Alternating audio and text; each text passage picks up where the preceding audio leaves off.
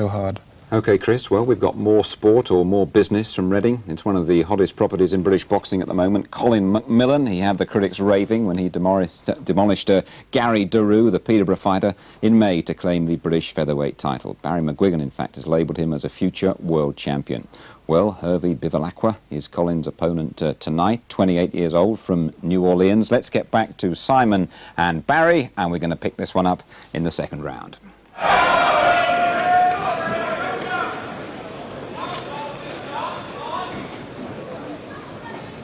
So the first round comfortably to McMillan. Yeah, that was very much a feeling out round. Obviously, Colin had to make sure that he knew how to hit this guy and just place the jabs and then let the combinations flow afterwards. He's got to not stop using that jab and then let the right hand slip over the top, switch down below, because this guy is sort of tall and fragile for a featherweight, and then bring his combinations together.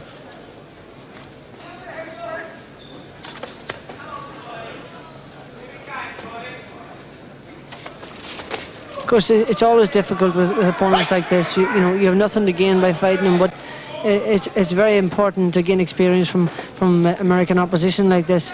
And yet we do know that Colin sometimes can cut, because he has fairly prominent cheekbones, and he's got to be careful that he can't let this guy too close to sustain a cut.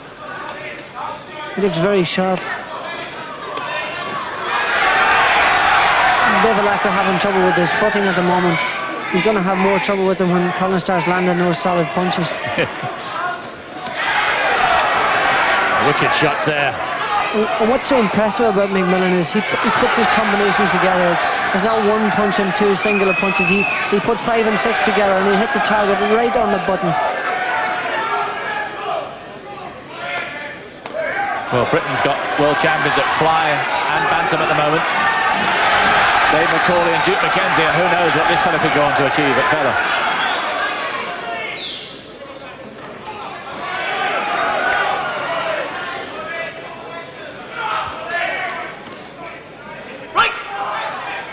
Can't miss him with the jab. Yeah, he's using the jab, and we do know that Bivalacqua is a boxer, but he's outboxing him, and when you outbox a boxer, he's got very little left. And you know, Colin, this is just going to be a matter of time before he eventually nails him with the right one punch or right combination of punches to finish it. But he's boxing beautifully. Hasn't taken a punch.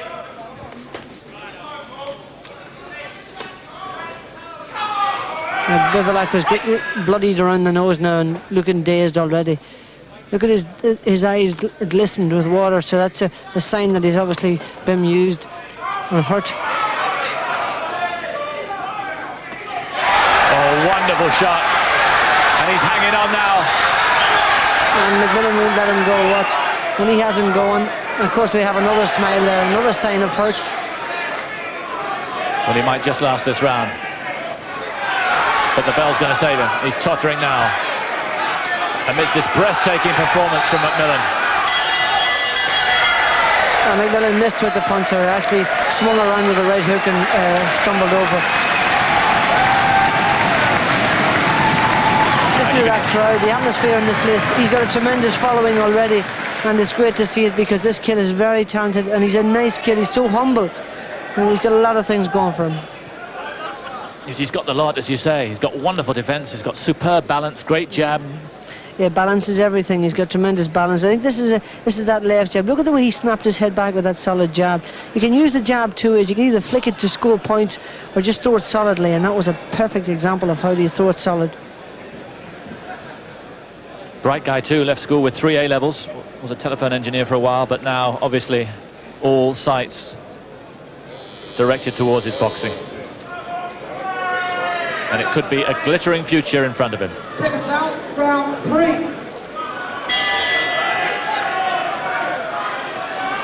And a pause because Bivalacqua hasn't got the gum shield in, now he has, and he'll need all the help he can get.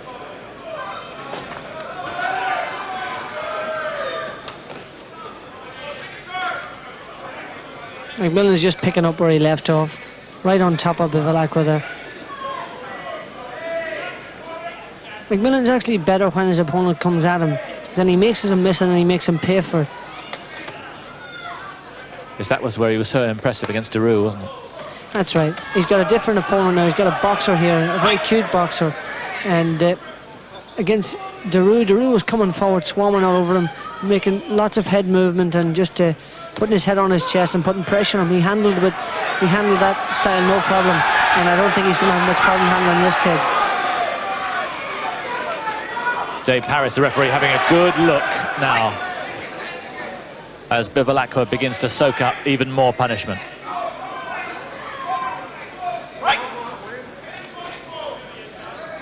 And all the sharpness is drained out of Bivalacqua. He's there to be taken now.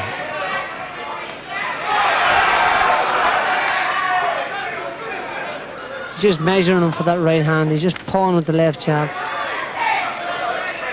Get every punch in the book, this kid. Look at that solid jab again. A perfect example, another one. And he's going to finish him off in this round. The left jab almost knocked him out. Yeah, he's going to finish him off in this round. There's no question of it. He's just he's hurt him too much. I don't know whether the referee's going to learn much more of this. Oh, he's got a chance to recover now because McMillan's laces come loose. A moment's respite. But only a few seconds, and then he's going to be back taking even more. There he is, Bivalacqua, who's had 385 amateur fights, won 345 of them, so a wealth of experience. But none of them would have been against the class of opponent that he's up against this evening.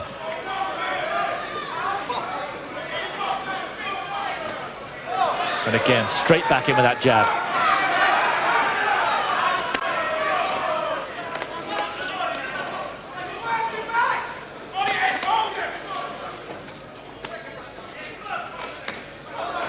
Punching solid, McMillan. Look at the state of this kid's face. That jab just never misses him. His nose is twice the size it was when he came into the ring. Right.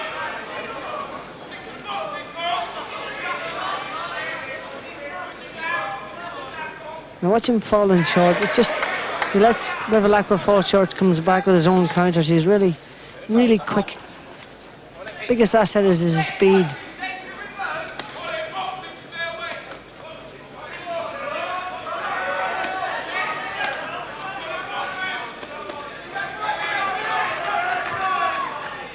It's a boxing lesson. And it may not last much longer. Oh, he was going there. He's in trouble.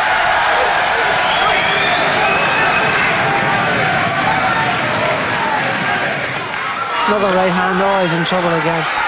McMillan coming in to finish it off, and he has done. Another wonderful performance from the young man from Barking. The crowd standing all around us. They know a class fighter when they see one. And this is real class here, Colin McMillan.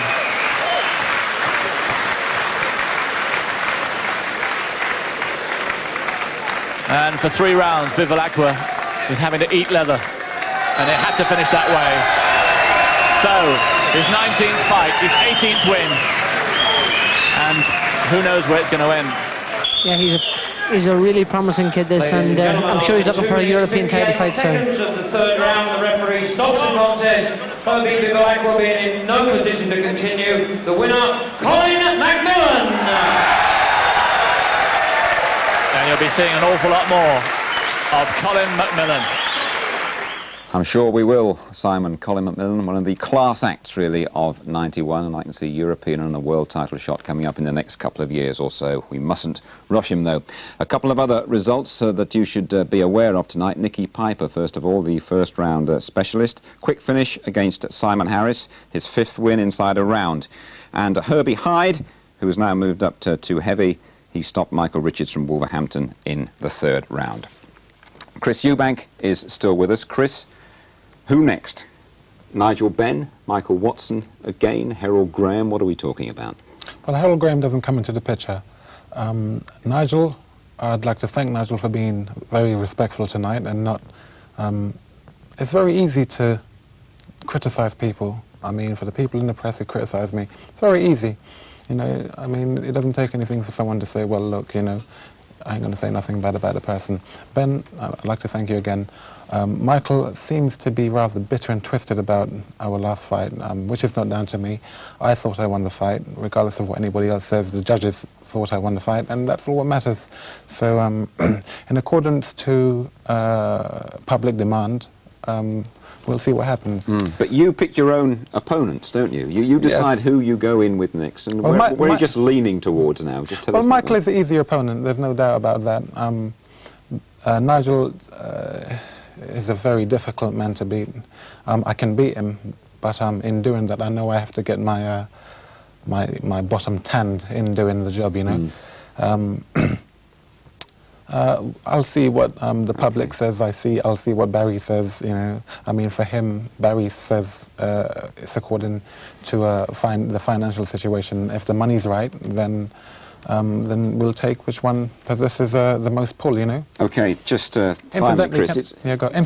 Very quickly. Oh, go on. All right, no, it's gone. All right, we'll save the incidentally till afterwards, shall we? It's been nice having you with us here tonight. I was going to say, finally, I can forgive you, though, for having your mind elsewhere, back home, because you've got a big event coming up there. That's right. She'll probably call me any minute and tell me that she's having it, or, you know. But you're a dad again. Sure. I'm hoping for a boy. I think I'll have another boy. You can have a very quick, incidentally, if you want. It doesn't matter.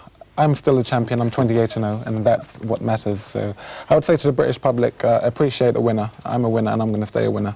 Chris Eubank, thank you very much indeed for being with us tonight.